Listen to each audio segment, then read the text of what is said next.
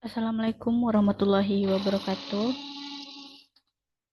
Perkenalkan, saya Zakia Nabila Putri dengan NIM 220051102 dari Departemen Pendidikan Nonformal.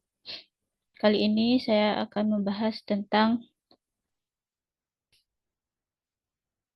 eh,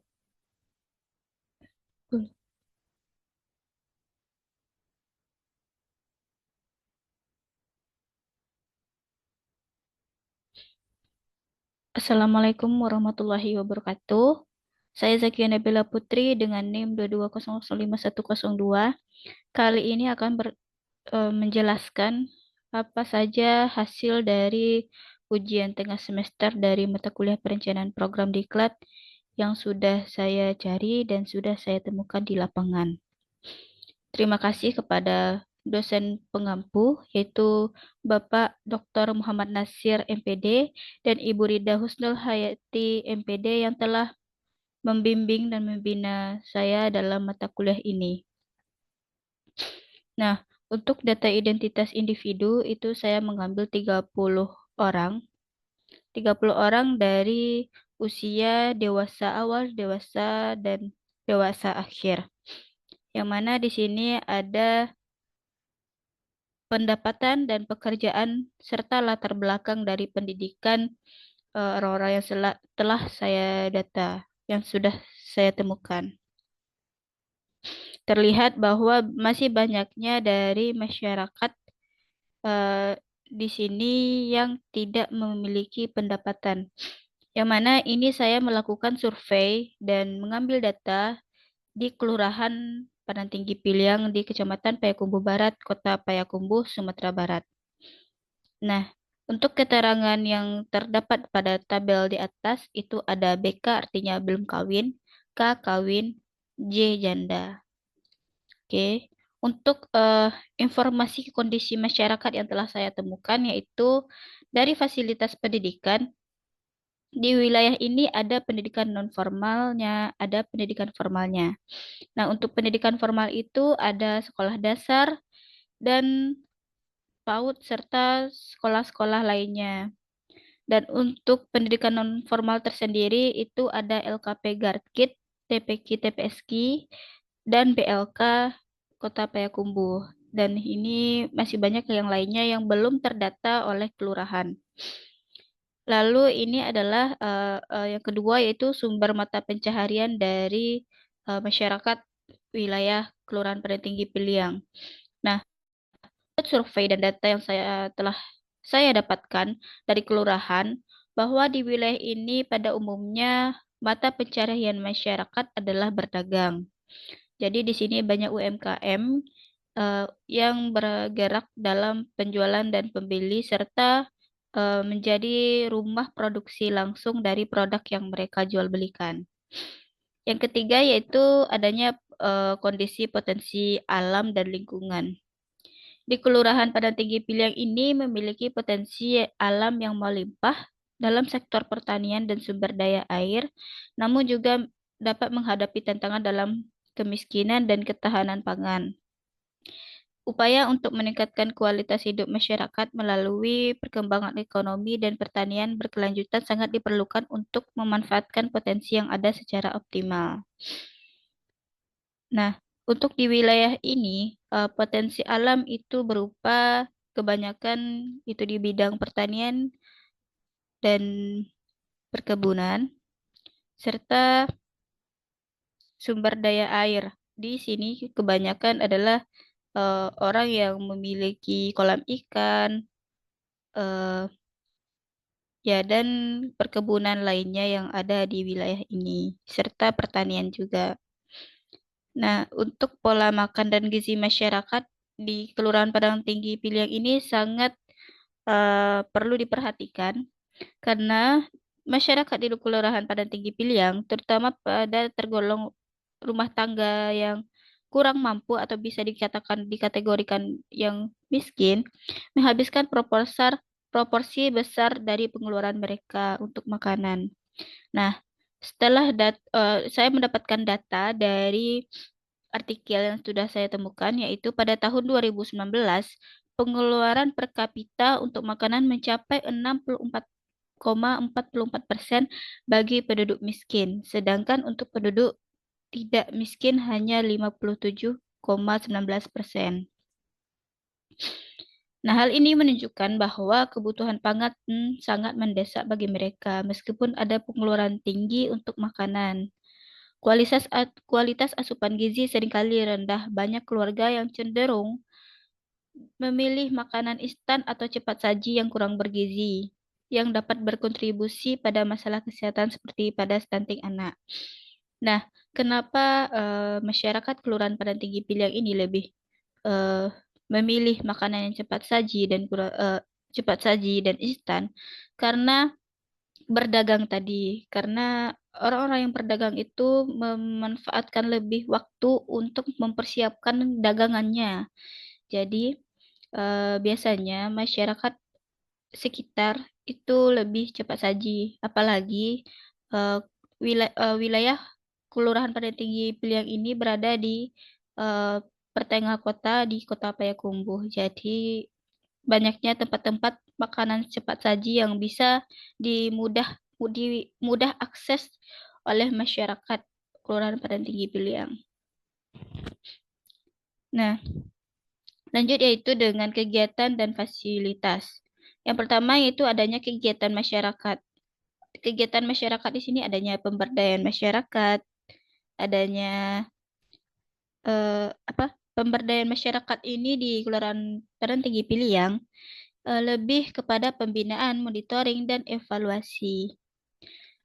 Begitu banyak kegiatan pada kelurahan ini. Pada tahun 2022, menurut data yang saya dapatkan, itu ada 21 kegiatan pemberdayaan dengan mencapai kinerja sekitar 91,72%. Nah, kegiatan sosial dan budaya, masyarakat juga ambil aktif dalam kegiatan sosial dan budaya seperti perayaan hari besar keagamaan, tradisi lokal, dan memperkuat ikatan komunitas. Pelatihan keterampilan, terdapat program pelatihan untuk meningkatkan keterampilan masyarakat dalam berbagai bidang, termasuk pertanian dan kerajinan tangan. Yang kedua yaitu adanya fasilitas. Nah, fasilitas ini yaitu adanya sarana prasarana. Kelurahan Padang Tinggi Piliang telah menyediakan sarana dan prasarana dasar seperti jalan, penerang jalan, dan fasilitas air bersih, serta fasilitas-fasilitas lainnya. Yang kedua yaitu fasilitas kesehatan, adanya puskesmas, posyandu, dan layanan kesehatan dasar kepada masyarakat, serta adanya dibentuk ibu-ibu kader yang bertugas untuk melayani masyarakat kecil di wilayah tersebut, yaitu adanya fasilitas pendidikan. Nah, untuk fasilitas pendidikan ini tadi saya sudah disampaikan juga bahwa pendidikan di lokasi ini memiliki SD, pendidikan formalnya SD negeri dan SD swasta, serta adanya pelatihan LKP atau BLK yang bisa digunakan untuk pelatihan, yaitu di bidang pendidikan non formal. Selanjutnya itu adanya aktivitas masyarakat yang menonjol. Aktivitas yang menonjol di wilayah ini adalah pelatihan dan pembinaan, gotong royong, serta UMKM dan kegiatan keagamaan dan kegiatan-kegiatan yang lainnya. Kenapa? Karena kegiatan ini selalu dilakukan setiap tahunnya, apalagi kegiatan UMKM yang begitu aktif setiap harinya untuk memasarkan, mendistribusikan produk mereka. Yang ke tabel 5 yaitu kita masuk kepada informasi dasar masalah kelompok sasaran. Dalam permasalahan ekonomi, masih banyaknya individu di wilayah ini yang susah untuk mencari pekerjaan sehingga sulit untuk memenuhi kebutuhan mereka. Dan dalam kondisi masyarakat tersendiri, di dalam Kelurahan Padang Tinggi Piliang ini sangat dipengaruhi oleh tingkat kemiskinan yang tinggi dan dampak dari negatif pandemi. Selain itu, juga dengan berpengaruh kepada susahnya pekerjaan yang didapatkan oleh masyarakat ataupun pelatihan-pelatihan yang mengarah mengembangkan jiwa masyarakat atau menambah nilai kualitas dari masyarakat untuk mengembangkan usaha atau memperluas pekerjaan untuk orang-orang yang tidak bekerja, yang belum bekerja. Selanjutnya, mungkin itu untuk masalah ekonomi. Yang kedua itu sosial. Kehidupan sosial di sini yaitu di sini adanya perkumpulan-perkumpulan masyarakat yang tiap rutin dilakukan selama 1 kali per bulan setiap di awal bulan. Ini adalah salah satu cara pemerintah setempat untuk menumbuhkan jiwa sosial kepada masyarakat. Nah, seperti yang dilihat dan teman-teman bisa membaca, kehidupan sosial di wilayah ini cukup baik, tetapi masih adanya masyarakat ataupun individu yang masih menutup diri kepada masyarakat atau kelompok lain. Yang ke berapa ini ya? Yang selanjutnya yaitu budaya. Nah, budaya di sini yaitu masih banyaknya, terutama di kalangan usia remaja serta dewasa awal yang tidak mengetahui apa saja budaya yang ada di wilayah ini. Nah, dengan perkembangannya zaman dan banyaknya pendatang baru ke wilayah ini, hal itu sangat berpengaruh kepada peningkatan pengetahuan masyarakat terhadap kebudayaan yang ada. Contohnya yaitu kegiatan-kegiatan kebudayaan yang mulai hilang dan dilupakan oleh masyarakat. Yang selanjutnya itu kurangnya kesadaran masyarakat terhadapnya hilang budaya. Nah, kenapa bisa dikatakan kurangnya kesadaran masyarakat terhadap hilangnya budaya? Karena masyarakat-masyarakat yang ada sekarang, yang orang asli di sana pun tidak tidak mengetahui apa saja budaya-budaya yang ada di daerah tersebut. Nah, selanjutnya yaitu pendidikan. Di pendidikan ini masih terdapat individu yang masih ada tamatan SMP, SMA, maupun SD. Nah, untuk masalah ini serupa dengan permasalahan masyarakat dihadapi dengan permasalahan individu yang merata. Berarti ini adalah permasalahan yang menyeluruh di wilayah tersebut. Nah, dalam hal ini, banyaknya individu yang tidak melanjutkan sekolah mereka karena alasan permasalahan ekonomi. Nah, setelah kita analisis dari permasalahan-permasalahan tersebut, bahwa ekonomi adalah salah satu faktor terbesar, faktor terpengaruhnya di permasalahan yang ada di wilayah ini. Kurangnya pengetahuan individu mengenai beasiswa atau segala macam sehingga masyarakat tersebut atau individu-individu tersebut tidak melanjutkan sekolah atau pendidikan mereka ke yang lebih tinggi. Selanjutnya yaitu politik. Masalah individu yang memiliki usaha belum memiliki teknik politik dalam pemasaran produk. Kenapa saya katakan politik dalam pemasaran produk? Karena masyarakat di wilayah Kelurahan Padang Tinggi Piliang ini kurang memahami bagaimana caranya dapat mempengaruhi orang-orang lain terhadap produk yang dia buat dan produk yang diperjualbelikannya. Nah, hal ini perlu diperhatikan juga.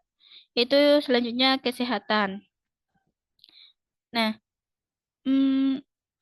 dari kesehatan kita lihat bahwa masyarakat masyarakat di Kelurahan Padang Tinggi Pilang ini lebih memilih makanan cepat saji dan instan.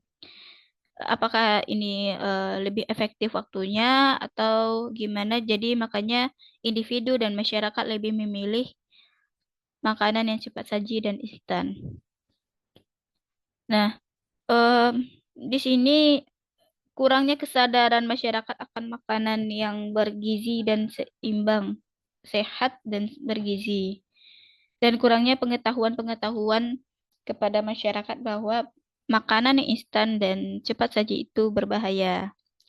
Nah, selanjutnya yaitu identifikasi kebutuhan belajar kelompok. Setelah kita melihat dan mengidentifikasi permasalahan-permasalahan yang sudah timbul tadi, maka saya menemukan beberapa identifikasi kebutuhan belajar. Yang pertama yaitu ilmu pemasaran di era modern. Kenapa? Masyarakat di wilayah ini perlu belajar tentang bagaimana caranya memasarkan produk pada setiap perkembangan zaman agar usaha yang mereka miliki berkembang dan meningkat. Yang kedua yaitu inovasi produk makanan sehat dan bergizi yang mudah dibuat oleh masyarakat. Nah, dengan adanya permasalahan masyarakat di wilayah ini lebih memilih makanan yang cepat saji dan instan, mengakibatkan makanan yang dikonsumsi tidak sehat dan tidak bergizi, bahkan dapat membahayakan tubuh konsumen. Maka dari itu, perlunya produk yang produk makanan yang sehat dan bergizi dan mudah dibuat oleh masyarakat. Nah, yang ketiga yaitu upgrade produk UMKM dengan inovasi terbaru tanpa menghilangkan keasliannya. Salah satu contoh UMKM yang ada di wilayah ini adalah Gonjong Limo, yang memiliki produk khas dari wilayah ini. Produk di UMKM ini adalah produk yang menggambarkan kota Payakumbuh itu tersendiri, yaitu seperti Batiah, Gelamai, dan Barirandang. Dengan produk ini, kelurahan ini dan kota Payakumbuh dikenal sebagai kota Batiah. Akan tetapi, pada saat ini produsen dari produksi makanan di kelurahan dan kota Payakumbuh sudah mulai berkurang. Maka dari itu, pemerintah setempat mengusulkan adanya program pelatihan mengenai produk UMKM ini. Nah, terus setelah kita melihat tadi apa saja identifikasi kebutuhan belajarnya, lanjut kita kepada identifikasi permasalahan yang lebih terperinci. Yang pertama yaitu kurangnya kemampuan UMKM dalam memberikan inovasi dan memasarkan produknya. Sedangkan identifikasi institusionalnya, hal ini menjadi keresahan dari pemerintah setempat, sehingga pemerintah setempat ingin mengadakan pelatihan khusus untuk UMKM, terutama yang bergerak di bidang produksi batiah, gelamai, dan barirandang. Rekomendasi program yang dapat saya berikan adalah upgrade produk UMKM dengan inovasi terbaru tanpa menghilangkan keasliannya. Yang kedua yaitu kurangnya kesadaran masyarakat dalam pentingnya mengkonsumsi makanan sehat dan bergizi. Masyarakat di wilayah ini lebih memilih makanan cepat saji dan instan. Nah, di sini keresahan yang dapat dirasakan oleh sebuah institusional yang ada di sana yaitu pada di Puskesmas. Dengan adanya permasalahan ini, Puskesmas daerah tersebut banyak menerima pasien dengan penyakit yang berbagai macam, sehingga membutuhkan peralatan dan perlengkapan medis yang lengkap untuk menangani pasien. Nah, rekomendasi yang program yang dapat saya berikan adalah inovasi makanan sehat dan bergizi. Nah, pemilihan saya berdasarkan skala prioritas yang ingin saya kembangkan yaitu kurangnya kemampuan UMKM dalam memberikan inovasi dan memasarkan produknya. Kenapa? Karena dalam konteks perekonomian Indonesia, UMKM dan memegang peranan penting sebagai tulang punggung ekonomi nasional. Namun, tantangan yang dihadapi oleh UMKM adalah inovasi dan pemasaran produk mereka yang sangat signifikan. Inovasi merupakan kunci utama bagi UMKM untuk dapat bersaing di pasar yang semakin kompetitif. Apalagi masyarakat di Kelurahan Padang Tinggi Piliang sudah memiliki UMKM yang begitu lama berjalan dan bersaing dengan perkembangan zaman yang kita hadapi saat ini. Dan selanjutnya yaitu rencana proses kegiatan. Saya sudah mengambil tadi kurangnya kemampuan UMKM dalam memberikan inovasi dan memasarkan produknya. Nah, untuk rekomendasi program yang saya rekomendasikan kali ini adalah upgrade produk UMKM dengan inovasi terbaru tanpa menghilangkan keasliannya. Dengan bentuk desain program yaitu desain pelatihan harus berfokus pada inovasi yang menghargai keaslian, seperti pengembangan kemasan yang menarik sesuai dengan budaya lokal workshop. Praktis menjadi inti dari pelatihan di mana peserta dapat langsung menerapkan teknik baru yang diberikan. Nah, hasil dari yang diharapkan dari pelatihan ini, yang pertama itu jangka pendek, adanya peningkatan keterampilan, pengetahuan bertambah, serta peningkatan produktivitas dari UMKM tersebut, dan serta hasil-hasil yang lainnya. Yang yaitu jangka panjang.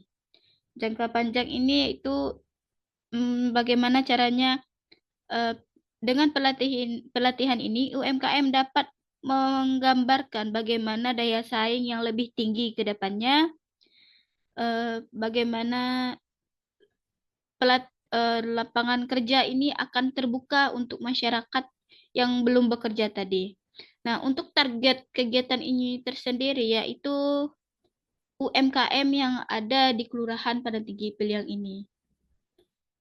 Oke, baik. Itu saja yang dapat saya sampaikan. Saya ucapkan terima kasih. Mohon maaf jika ada kesalahan. Assalamualaikum warahmatullahi wabarakatuh.